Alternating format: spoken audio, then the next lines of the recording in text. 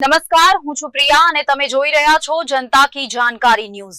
નજર કરીએ આજના સમાચાર ઉપર। ડીસાના એલિવેટેડ બ્રિજ નીચેના રસ્તાનું રીસર્ફેસિંગ શરૂ કરાતા વાહન ચાલકોને શહેરીજનોમાં આનંદની લાગણી પ્રસરી।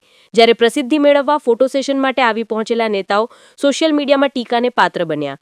ડીસામાં એલિવેટેડ બ્રિજ નીચેના રોડનું રીસર્ફેસિંગનું કામ શરૂ કરાતા શહેરજનો અને વાહન ચાલકોમાં આનંદની લાગણી પ્રસરી જવા પામી છે।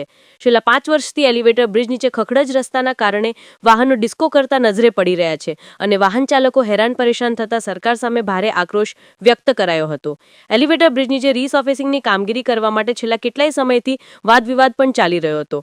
કેન્દ્રીય પરિવહન મંત્રી નીતિન ગડકરીએ મંજૂરી આપતા હવે એલિવેટેડ બ્રિજ નીચે રીસર્ફેસિંગની કામગીરી હાથ ધરવામાં આવતા વાહન ચાલકોને રાહત મળી છે। ત્યારે બીજી તરફ રીસર્ફેસિંગ શરૂ થતા કામની પ્રસિદ્ધિ મેળવવા ફોટો સેશન માટે આવી પહોંચેલા નેતાઓને સોશિયલ મીડિયામાં ટીકાઓનો સામનો કરવો પડી રહ્યો છે। છેલ્લા 5 વર્ષમાં એલિવેટેડ બ્રિજ નીચે તૂટેલા રોડને લઈને એક પણ ફોટો સેશન કરાવતા નેતાઓ ફરક્યા પણ ન હતા। આજે જબ્બા પહેરીને ફોટો સેશન કરવા માટે પહોંચી ગયા હતા।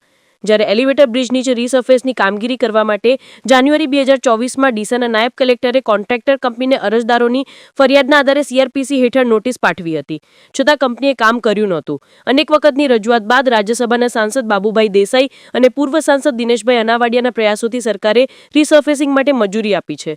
રસ્તાના કામની શરૂઆત થતાં ભાજપના કેટલાક નેતાઓ પ્રસિદ્ધિ મેળવવા ફોટો સેશન માટે પહોંચ્યા હતા, જેના કારણે તેઓ સમગ્ર પંથકમાં સોશિયલ મીડિયામાં ટીકાને પાત્ર બન્યા હતા। હાલ રીસર્ફેસિંગનું કામ નવા ટેન્ડરથી થયું છે કે કોન્ટ્રાક્ટર કંપની પર દબાણ બાદ તે થયું છે કે કેમ તે હજુ સ્પષ્ટ નથી।